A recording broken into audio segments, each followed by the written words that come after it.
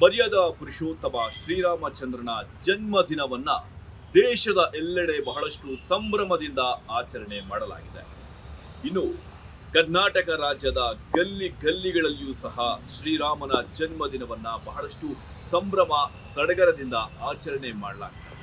ಅದರಂತೆ ಚಿಕ್ಕಬಳ್ಳಾಪುರ ಜಿಲ್ಲೆ ಬಾಗೇಪಲ್ಲಿ ತಾಲೂಕು ಚೇಳೂರು ವ್ಯಾಪ್ತಿಗೆ ಒಳಪಡುವಂತಹ ರಾಮೋಜಿಪಲ್ಲಿ ಎಂಬ ಗ್ರಾಮದಲ್ಲಿ ಬಹಳಷ್ಟು ವಿಶೇಷ ವಿಭಿನ್ನವಾಗಿ ಎಲ್ಲರ ಗಮನ ಸೆಳೆಯುವಂತೆ ಶ್ರೀರಾಮನ ಜನ್ಮದಿನವನ್ನ ವಿಜೃಂಭಣೆಯಿಂದ ಆಚರಣೆ ಮಾಡಲಾಗಿದೆ.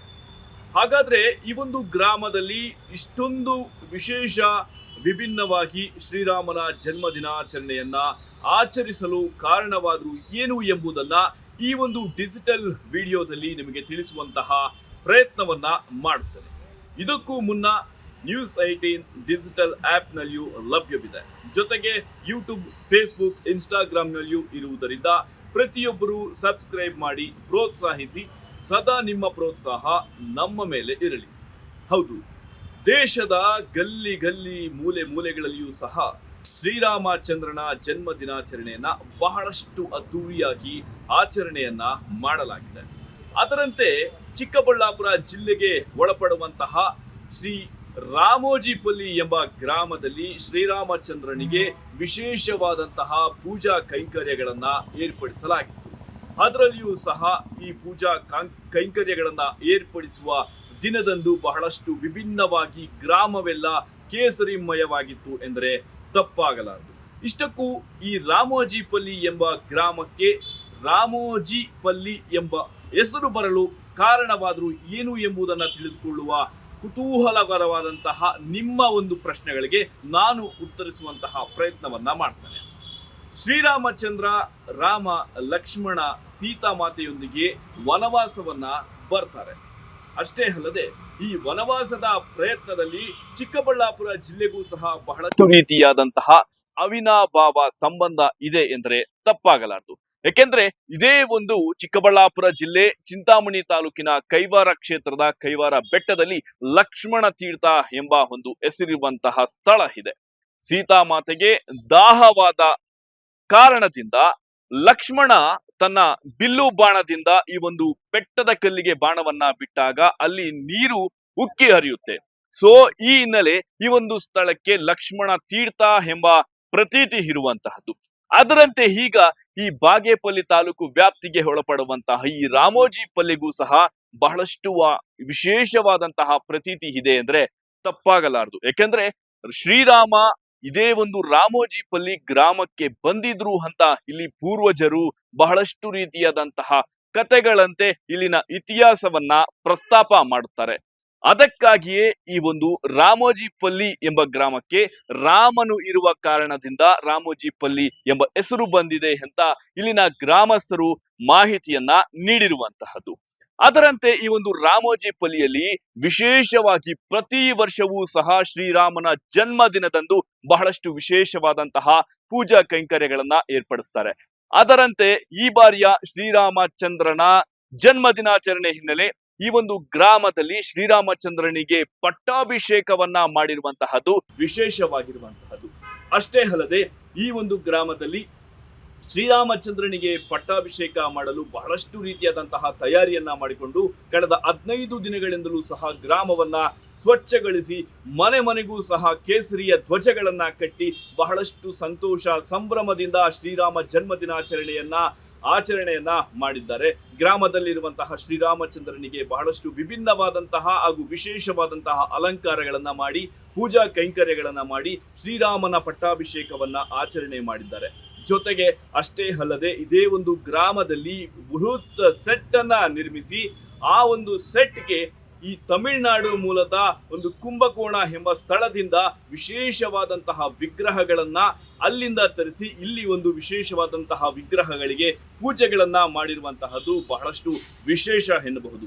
ಸೊ ಹಿನ್ನೆಲೆ ಈ ಗ್ರಾಮದಲ್ಲಿ ಸೀತಾರಾಮ ಕಲ್ಯಾಣೋತ್ಸವವನ್ನು ಸಹ ಬಹಳಷ್ಟು ವಿಜೃಂಭಣೆಯಿಂದ ಮಾಡಲಾಗಿತ್ತು.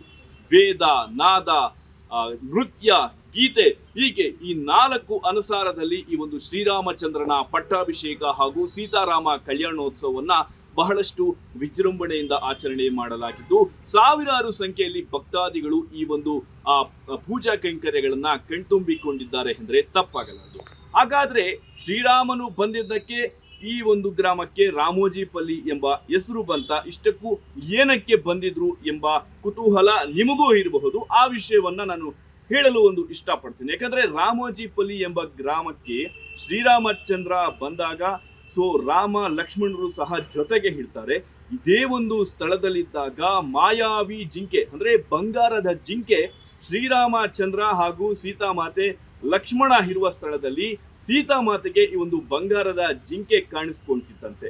ಈ ಬಂಗಾರದ ಜಿಂಕೆ ನನಗೆ ಬೇಕು ಅಂತ ಶ್ರೀರಾಮಚಂದ್ರನಿಗೆ ಹೇಳಿದಾಗ ಈ ಬಂಗಾರದ ಜಿಂಕೆಯನ್ನ ಹುಡುಕಿಕೊಂಡು ಶ್ರೀರಾಮಚಂದ್ರ ಇಲ್ಲಿಯೇ ಪಕ್ಕದಲ್ಲಿಯೇ ಒಂದು ಆ ಜಿಂಕೆಯನ್ನ ಹುಡುಕಿಕೊಂಡು ಹೋಗ್ತಾರೆ. ಆ ಗ್ರಾಮಕ್ಕೆ ಈಗ ಇರುವಂತಹ ಹೆಸರು ಜಿಂಕಪಲ್ಲಿ ಅಂತ. ಈ ಜಿಂಕಪಲ್ಲಿ ಎಂಬ ಗ್ರಾಮಕ್ಕೆ ಹೋದಾಗ ಆ ಮಾಯಾವಿ ಜಿಂಕೆಯನ್ನ ಶ್ರೀರಾಮಚಂದ್ರ ಬಿಲ್ಲು ಬಾಣದಿಂದ ಹೊಡೆಯಲು ಪ್ರಯತ್ನಿಸುತ್ತಾನೆ. ಆ ಒಂದು ಬಿಲ್ಲು ಬಾಣ ಏನಿದೆಯೋ ಆ ಬಿಲ್ಲು ಬಂದು ಮತ್ತೊಂದು ಗ್ರಾಮಕ್ಕೆ ಹೊಡೆಯುತ್ತೆ. ಆ ಮಾಯಾವಿ ಜಿಂಕೆ ಅಲ್ಲಿಂದ ಮಾಯ ಆಗುತ್ತೆ. ಅದೇ ಒಂದು ಬಿಲ್ಲು ಬಿದ್ದಂತಹ ಸ್ಥಳದ ಗ್ರಾಮಕ್ಕೆ ಬಿಲ್ಲಪಲ್ಲಿ ಅಂತ ಒಂದು ಹೆಸರು ಸಹ ಇರುವಂತಹದ್ದು. ಈ ಮೂರೂ ಸಹ ವಿಶೇಷತೆ ಇರುವಂತದ್ದು. ಅಂದ್ರೆ ಒಂದು ಗ್ರಾಮದ ಪಕ್ಕದಲ್ಲಿ ಮತ್ತೊಂದು ಗ್ರಾಮ ಇರುವುದರಿಂದ ಬಹಳಷ್ಟು ರೀತಿಯಾದಂತಹ ವಿಶೇಷವಾದಂತಹ ಪ್ರತೀತಿ ಇದೆ.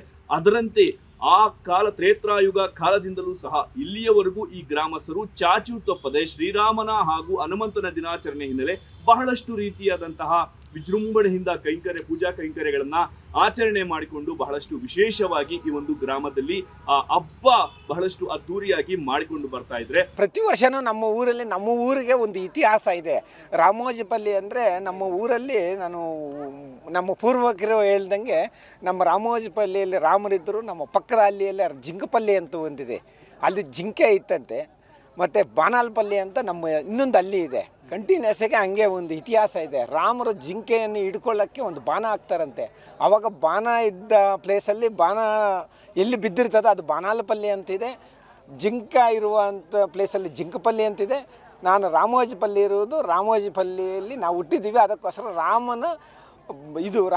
ಶ್ರೀರಾಮನವಮಿ ಪ್ರತಿ ವರ್ಷವೂ ಇದೇ ಥರ ನಮ್ಮ ಊರಿನಲ್ಲಿ ವಿಜೃಂಭಣೆಯಿಂದ ಮಾಡ್ತೀವಿ. ಈ ವರ್ಷ ಮಾತ್ರ ತುಂಬ ಸ್ಪೆಷಲ್ ಆಗಿ ಮಾಡ್ತಾ ಇದ್ದೀವಿ. ಅದರಂತೆ ಈ ಬಾರಿ ವಿಶೇಷವಾಗಿ ಕುಂಭಕೋಣದಿಂದ ಮೂಲ ವಿಗ್ರಹಗಳನ್ನ ತರಿಸಿ ಆ ವಿಗ್ರಹಗಳಿಗೆ ಸೀತಾಮಾತಾ ಕಲ್ಯಾಣೋತ್ಸವ ಹಾಗೂ ಶ್ರೀರಾಮಚಂದ್ರನ ಪಟ್ಟಾಭಿಷೇಕವನ್ನ ಮಾಡಿರುವಂತಹದ್ದು, ಬಹಳಷ್ಟು ರೀತಿಯಾದಂತಹ ಅದ್ದೂರಿ ಕಾರ್ಯಕ್ರಮವನ್ನ ಮಾಡಿರುವಂತಹದ್ದು. ನೆರೆದಿರುವಂತಹ ಸುತ್ತಮುತ್ತಲಿನ ಗ್ರಾಮಸ್ಥರು ಬಹಳಷ್ಟು ಮೆಚ್ಚುಗೆಯನ್ನು ಸಹ ವ್ಯಕ್ತಪಡಿಸಿರುವಂತಹದ್ದು.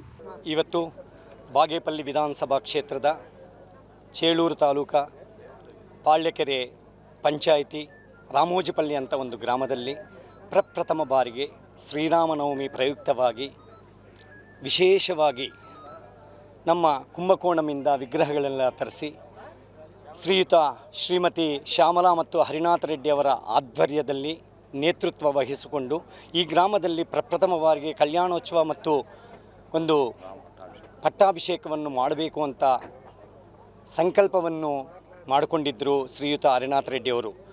ಅದೇ ರೀತಿಯಂತೆ ಇವತ್ತು ಗ್ರಾಮದಲ್ಲಿ ವಿಶೇಷವಾಗಿ ಸ್ವಾಮಿಗೆ ದೇವಸ್ಥಾನದಲ್ಲಿ ಪೂಜೆಗಳು ಕೈಂಕರ್ಯಗಳೆಲ್ಲ ಮುಗಿಸ್ಕೊಂಡು ತದನಂತರ ಸ್ವಾಮಿಯನ್ನು ಪಟ್ಟಾಭಿಷೇಕಕ್ಕೆ ಕಲ್ಯಾಣ ಮಹೋತ್ಸವಕ್ಕೆ ವಿಶೇಷವಾಗಿ ವೈಭವೋಪೇತವಾಗಿ ಎಲ್ಲರೂ ನೃತ್ಯದಿಂದ ಸ್ವಾಮಿಯನ್ನು ಕರ್ಕೊಂಡು ಬಂದ್ವಿ. ಪ್ರತಿ ಹಳ್ಳಿನಲ್ಲಿಯೂ ಇವತ್ತು ಹಬ್ಬ ಶ್ರೀರಾಮನವಮಿ ವಿಶೇಷವಾಗಿ ಮಾಡಿರ್ತಾರೆ. ಆದರೆ ಇಲ್ಲಿ ಮಾಡಿರುವಂಥ ವಿಶೇಷವಾಗಿರುವಂಥ ಈ ಕಾರ್ಯಕ್ರಮದಲ್ಲಿ ವೇದ, ನಾದ, ನೃತ್ಯ, ಗೀತ ಅಂತ 4 ಒಂದು ಕಾನ್ಸೆಪ್ಟಲ್ಲಿ ಮಾಡಿರುವಂಥ ಈ ಕಾರ್ಯಕ್ರಮ. ವೇದದಿಂದ ಮಂತ್ರಗಳಿಂದ ಮಾಡಿದ್ದೀವಿ. ನೃತ್ಯ ಅಂದರೆ ಎಲ್ಲರನ್ನೂ ಇನ್ವಾಲ್ವ್ಮೆಂಟ್ ಮಾಡಿಕೊಂಡು ವಿಶೇಷವಾಗಿ ನೃತ್ಯವನ್ನು ಮಾಡಿಸಿ ದೇವರನ್ನು ಕರ್ಕೊಂಡು ಬಂದಿದ್ದೀವಿ. ತದನಂತರ ನಾದಸ್ವರದಿಂದ ಸ್ವಾಮಿಗೆ ಕೈಂಕರ್ಯಗಳು ಏನೇನು ಬೇಕೋ ಎಲ್ಲ ರೀತಿಯಲ್ಲಿ ನಾದಸ್ವರದಿಂದ ಮಾಡಿದ್ದೀವಿ.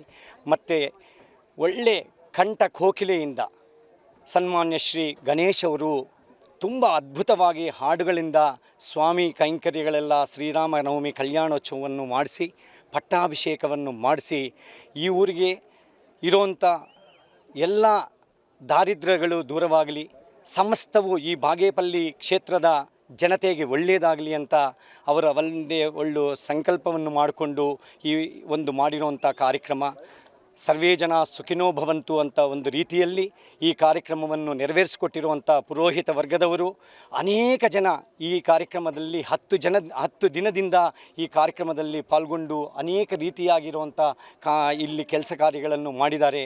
ಈ ಗ್ರಾಮಸ್ಥರಿಗೆ ಹರಿನಾಥ ರೆಡ್ಡಿಯವರ ಸ್ನೇಹಿತರಿಗೆ ಎಲ್ಲರಿಗೂ ಅನಂತ ಧನ್ಯವಾದಗಳನ್ನು ಅರ್ಪಿಸ್ತಾ ಇದ್ದೀನಿ. ಜೈ ಶ್ರೀರಾಮ್. ಸೊ ಒಟ್ಟಾರೆ ಈ ಶ್ರೀರಾಮಚಂದ್ರ ನೆಲೆಸಿದ್ದಂತಹ ಈ ಒಂದು ಸ್ಥಳಕ್ಕೆ ರಾಮೋಜಿಪಲ್ಲಿ ಎಂಬ ಗ್ರಾಮಕ್ಕೂ ಬಹಳಷ್ಟು ಅವಿನಾಭಾವ ಸಂಬಂಧ ಇರುವಂತಹದ್ದು. ಈ ಬಾರಿಯ ಶ್ರೀರಾಮ ಜನ್ಮ ದಿನದಂದು ರಾಮೋಜಿಪಲ್ಲಿಯಲ್ಲಿ ಶ್ರೀರಾಮನೇ ಬಂದು ಈ ಧರೆಗಿಳಿದಂತೆ ಬಹಳಷ್ಟು ಪೂಜಾ ಕೈಂಕರ್ಯಗಳನ್ನ ಮಾಡಿದ್ದು ಎಲ್ಲರ ಮೆಚ್ಚುಗೆಯನ್ನ ಪಡೆದುಕೊಂಡಿರುವಂತಹದ್ದು ಯಾವುದೇ ಅನುಮಾನ ಇಲ್ಲ ಅಂತ ಹೇಳಬಹುದು. ಇದೇ ಇವತ್ತಿನ ನ್ಯೂಸ್ 18 ಡಿಜಿಟಲ್ ಕಂಟೆಂಟ್ ನ ವಿಶೇಷ. ನಾನು ದತ್ತಾತ್ರೇಯ, ಚಿಕ್ಕಬಳ್ಳಾಪುರ ಪ್ರತಿನಿಧಿ. ನಿರ್ಭೀತ, ನಿಷ್ಪಕ್ಷಪಾತ, ವಿಶ್ವಾಸಾರ್ಹ ಸುದ್ದಿಗಳಿಗೆ ಮತ್ತೊಂದು ಹೆಸರಾಗಿರುವ ನ್ಯೂಸ್ 18 ಕನ್ನಡ ಈಗ ಆಪ್ನಲ್ಲೂ ಲಭ್ಯವಿದೆ. ದಯವಿಟ್ಟು ಇಲ್ಲಿರುವ QR ಕೋಡ್ ಸ್ಕ್ಯಾನ್ ಮಾಡಿಕೊಂಡು ಆಪ್ ಡೌನ್ಲೋಡ್ ಮಾಡೋದಕ್ಕೆ ಮರಿಬೇಡಿ. ನಿಮ್ಮ ಬೆಂಬಲ ಹೀಗೆ ಸದಾ ನಮ್ಮೊಂದಿಗಿರಲಿ. ಧನ್ಯವಾದ.